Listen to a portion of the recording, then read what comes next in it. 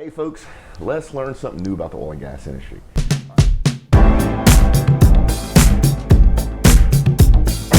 right, as usual, we have our favorite guy in Russia, Rod McKenzie, on the Skype call. How you doing today, Rod? I'm good, Mark. I'm good. Unfortunately, summer's over. Yeah, unfortunately, summer is over. Kids are back in school. Streets are a mess with people that don't know how to drive, but you know it happens every year.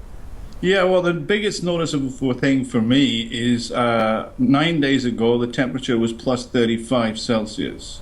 Today we've got what we call English weather. It's drizzle and plus 10. That's Yeah, a big, big move in temperature. yeah, we're not anywhere close to plus 10 Celsius here. We're still in the 30s, and, Right. and will be for the rest of the year. So, Rod, let's do what we usually do. Let's talk about oil prices. Well, when we discussed it last time, our consensus again was at $50 a barrel. Now, it's fluctuated since we last had a conversation down to 44, and now, as I noticed, it's 49.61. So our predictions just seem to keep rolling along. Yeah, it's funny. The population out there doesn't really understand the dynamics of what's going on because it's not just supply, oversupply, and demand. It's also market speculation. Yeah. And speaking of that, there was some stuff in the news about Russia and OPEC talking about production caps. That speculation is going to drive prices up. Yeah, that did drive it from 44, and whether it will work is anybody's guess.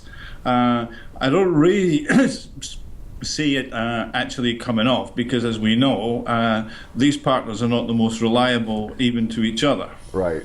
Yeah, and it's hard. It's one of the things about OPEC, and I've said this before. I think we're seeing the beginning of the destabilization of OPEC because their strength was their unity.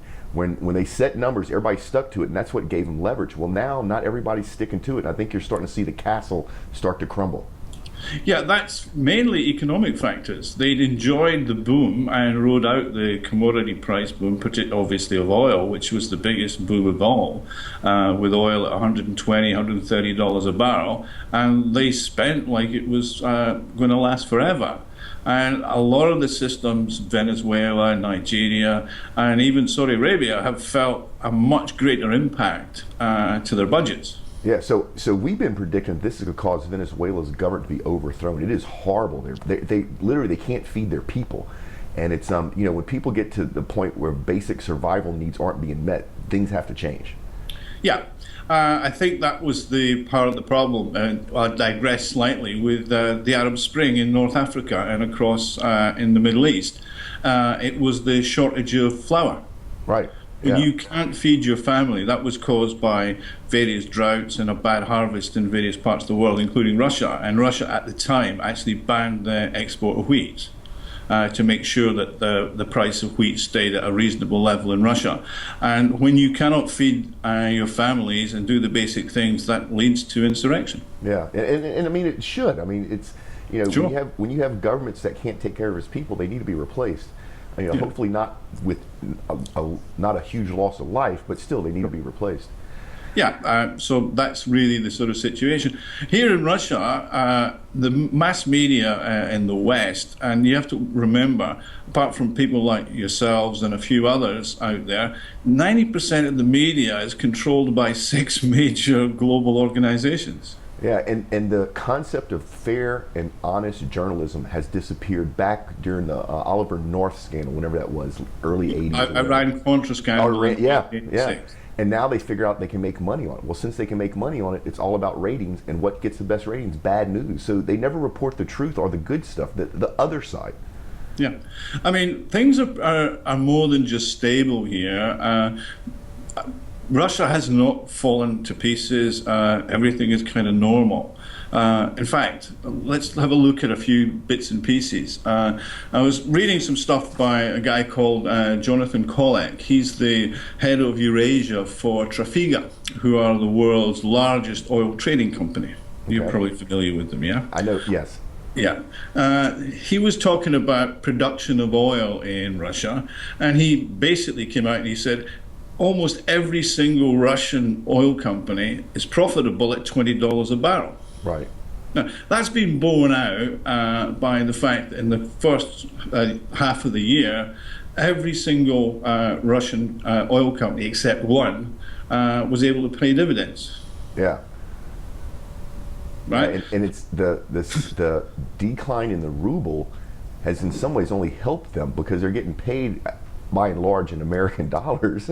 Yeah. Yeah, I mean, the dollar is the commodity price bench. So, yeah, so and with the export, I mean, you have to remember 37% of Russia's oil goes straight into Europe. Right. Sorry, the EU imports 37% of its oil. So, Right. you know, that's a substantial market. Also 35% of its natural gas by pipeline. So yeah, the earnings are there, and of course the costs are in rubles. And Russia's oil production, far from dropping, is actually increased. Yeah, it was Gone interesting. from 10.5 to 10.8, and according to Goldman Sachs, and I'm not really sure about their figures because they were predicting oil at $20 a barrel about Right. 3 months ago. But they reckon that Russia will increase in 2017 to 11.5 million barrels a day. Yeah, it's those production numbers from everybody. So Russia, the Middle East, the U.S. They're slowly creeping up, even when we're still in this low crude price market. Yeah, I think it's efficiencies in other parts of the world, including Russia, and obviously the low cost base. When you have your costs in rubles and you've already absorbed the impact, I mean, Russia's oil companies have pretty much reduced their debt using their foreign oil revenues. So when they get paid in dollars, they pay down their dollar debt. They can afford to run the ruble debt with being financed by Russian banks. Right. So what else in the news as far as oil and gas that you run across lately? Well, it's all the media that Russia is, excuse me, nobody's really taking any notice of it. But there's a few people who actually have. I mean, Rex Tillerson, who's the CEO of ExxonMobil, he was speaking in Russia about a month ago, and he says, "I'm looking forward to the ending of sanctions. We're in constant talks with the US government so we can protect our interests in Russia, and we're grateful that they have not taken steps that would worsen the situation. We've had to suspend 10 major projects, but we look forward to them being reactivated in the future." Yeah, and the other thing that's going on in the media, which aggravates the crap out of me, is, we had our Cold War. It's over with. Russia was one of our major allies in World War II. We would not have won the war without Russia. And here in the U.S., the media is constantly talking about how Russia's being aggressive and not a good partner to the U.S., and that needs to stop because it's not true. Even with the sanctions, we're still doing trade back and forth. The Russian people like Americans, Americans like the Russian people, and I wish the media would stop trying to make that into something that doesn't exist. Yeah, I mean, your astronauts go into the space station via Russia. They're trained in Russia. Right. Your satellites that you do send up on your own are sent there by Russian rockets. That's not what Elon Musk would say, but yes. Yeah, well, the majority of them still are currently sent up by that. But let's go back to, I've just spoken about Rex Tillerson.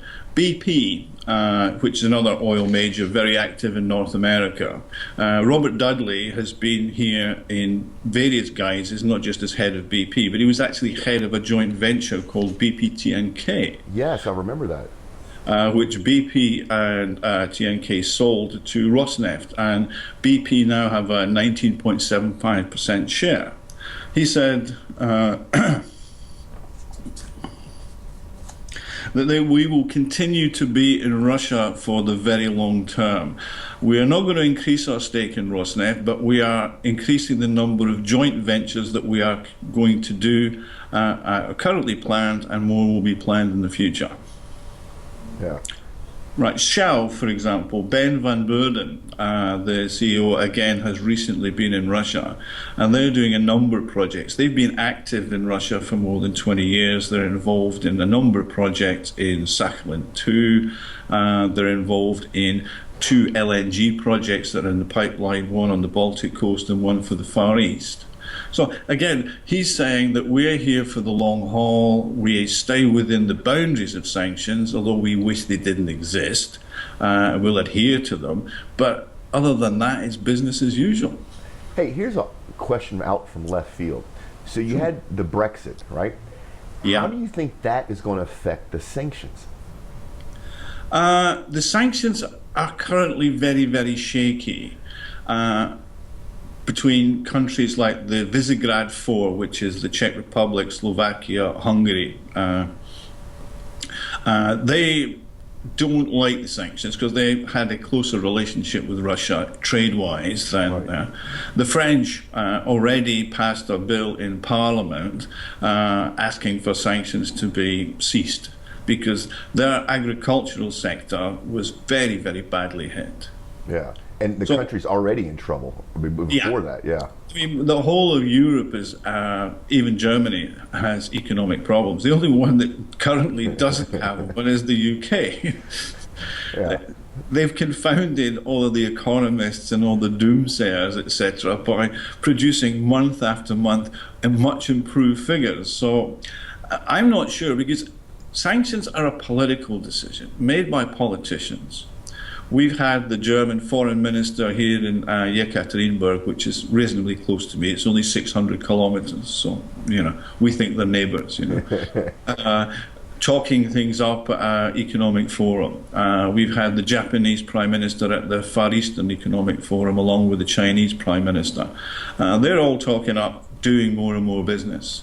And if Europe wants to isolate itself from trade with Russia, the only people who are going to suffer are Europe.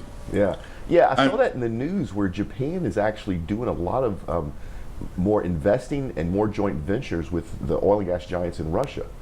Yeah, I mean, they've been there for a while. In Sakhalin 2, which ExxonMobil is the operator of and owns 30% of it, Mitsui and Mitsubishi are both partners in it. Yeah. And have been for some time. They're also, the Japanese companies are heavily involved in providing equipment for the Far Eastern petrochemical cluster. Yeah, it's this is a good point. It's people that are watching us right now. Can you start to see how global this industry really is? And no matter where you are in the world, there's other parts and pieces that you need from other countries, and it's all intertwined. It's truly one of the most global commodities out there. Oh, absolutely. As is the technology, as is the services, as is the equipment. I mean, this year, in the budget of the major Russian oil companies, they are going to spend $10 billion on equipment from outside of Russia. $10 billion, that's a big check. That's a big check, and that's broken down into probably small 5 million here, 10 million there, 25, etc. They're all up for grabs. Yeah, hey, so this is a good point. Let's stop real quick. So if this is the first time you've watched Rod and I talk, Rod has a company that if you're interested in doing business in multiple sectors in oil and gas, he has the data. He knows where the projects are. He knows the budgets when they're going to get kicked off. So Rod, talk about that just real quick. Yeah, I mean, basically we have a huge database of everything from finding it to refining it. We know who's drilling, who's doing seismic survey, who's planning a petrochemical complex, who's building currently a petrochemical complex, who's building pipelines, who needs pipe coatings, who needs whatever. And also, we know distributors.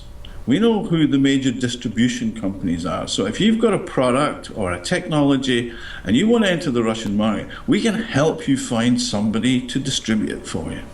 Yeah, and real quick, what's the name of your site so people can find you?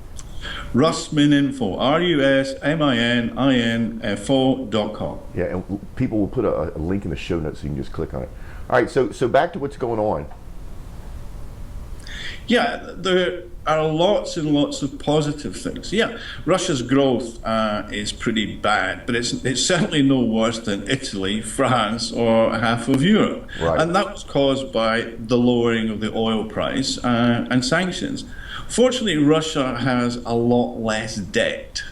It doesn't have a huge burden of debt, and the companies have always maintained low levels of debt.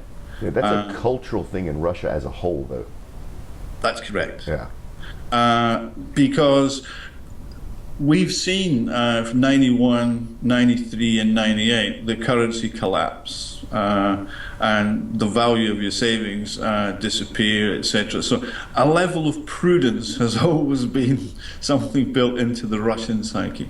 Yeah, and that's really how it should be. It's one of the things, I love my country. I'm very patriotic. There's a couple of things that bother me. One is the willingness for the American people to assume debt, because that's not a good way to lead your life or run your business. The other thing that bothers me, and once again, I did 4 years in the Marine Corps. I served my country. Mm-hmm. But most Americans have never left the U.S., and they don't realize how good they have it here. Most of the world doesn't have a Starbucks on every corner. People don't have 2 cars, and there's a Home Depot and a Lowe's, and we have it really well, and a lot of the world would love to trade places with us.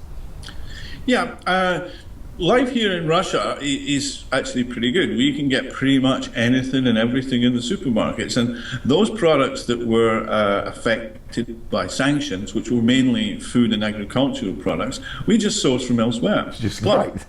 Yeah, if you can't get bananas from Ecuador, you get them from somewhere else. We actually get ours from Ecuador, at least I look at the labels. The tomatoes that used to come from Turkey, we get from elsewhere. And actually, one of the costs that is lowest here is the cost of energy. So they're actually building huge greenhouses, basically, to grow vegetables. So you're growing tomatoes, it's minus 35 outside the countryside, and inside these huge polythene, or whatever they call them, is subtropical, because the energy costs are so low. Yeah, it's almost amazing. It's almost amazing to think that makes financial sense, but obviously it does, because they're doing it. Yeah.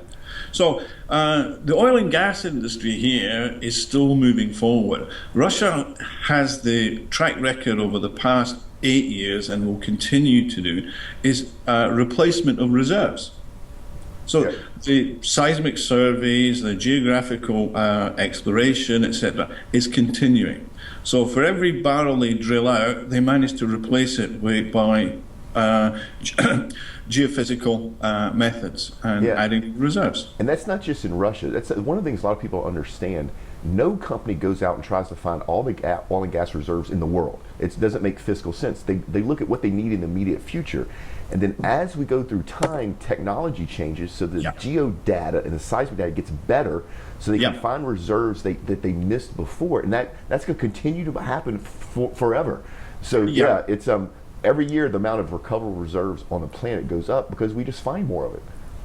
Also, the new technologies developed in various parts of the world have actually made what were unprofitable fields and almost run out fields, maybe 25-30% of the oil was hard to recover. The technologies have developed over the past 10 years particularly, have made that extremely profitable. Yeah, so it's well stimulation techniques allows you to go back to existing formations that you couldn't recover, and now you can recover. And that, once again, is because of technology.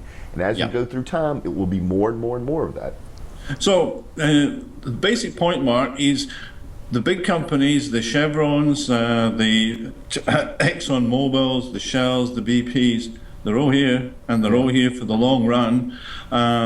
The technologies are developing, and if you're having a tough time trying to sell in the US or the Latin American markets or the African markets or whatever, Russia is still a place for opportunity. The companies have money and they are spending it. Yeah. So Russia is. Are y'all still number one in production? We are still number one, and we will continue to be number one. We'll see. But regardless, the point I'm making is Russia is the number one producer in the world, which means they need stuff, people, technologies, products, ideas. So if you're an oil field service company, or you have a great idea, or you're looking to expand your presence globally, reach out to Rod. Once again, the links will be in there. He can facilitate that with real data. He actually knows where the projects actually are going on. So Rod, it's I don't want to go too long, but I noticed you were drinking something. Yeah, that's just that's a Coke. Okay. I'm going to have something afterwards, but let's do our little spot. As I told you, we can get everything here, and you know I'm a bit of an aficionado of quality alcohol. Yes, me too. Good. Well, This one is got great historical significance. The Second World War, in February 1945, Franklin D. Roosevelt, Joseph Stalin, and Winston Churchill sat down in Yalta in southern Russia to plan the peace, basically, and what was going to happen. Now, everybody has heard about Winston Churchill and his speeches, etc. But and some in the movies, or you've seen that he had rather a voracious appetite for quality cigars and quality alcohol. Right. Now, what is not well known is Russia produces something other than vodka. In the southern region of the Black Sea, which is very similar to the Mediterranean, they grow grapes, they grow wine, and they make their version of cognac. Now, Mr. Churchill was so enamored by the local cognac, he took a whole truckload home with him. And the local distillery were so delighted,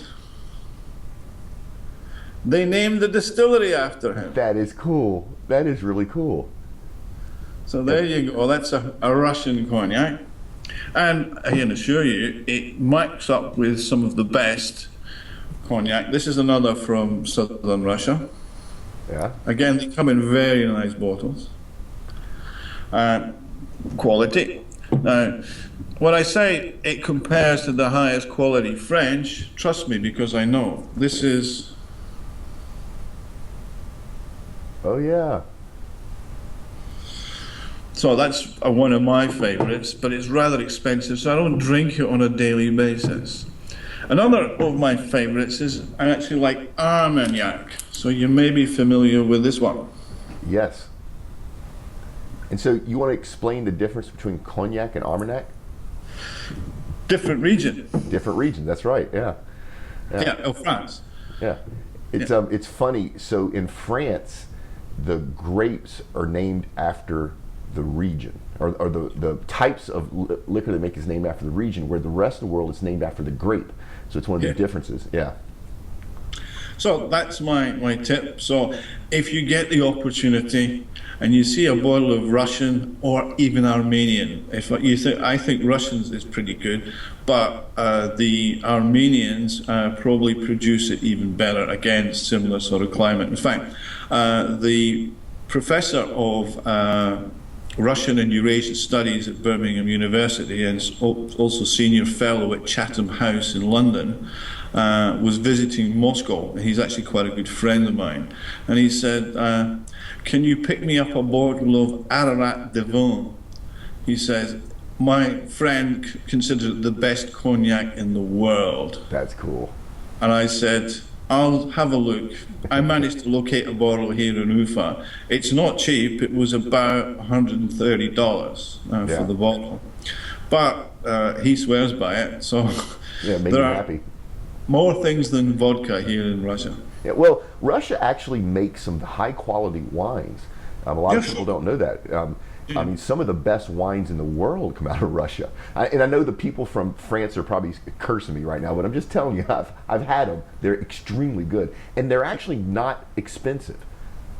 That's the thing about alcohol here.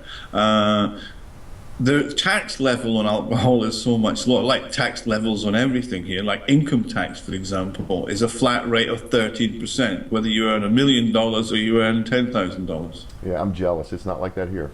I know. All right, Rod. Well, look, I really appreciate your time. We'll put links in the show notes. If you have an interest in doing business in Russia, Rod is the guy you need to talk to. So, Rod, thank you so much. Thanks, Mark. Yeah. So, folks, I hope this helped. We will see you next time.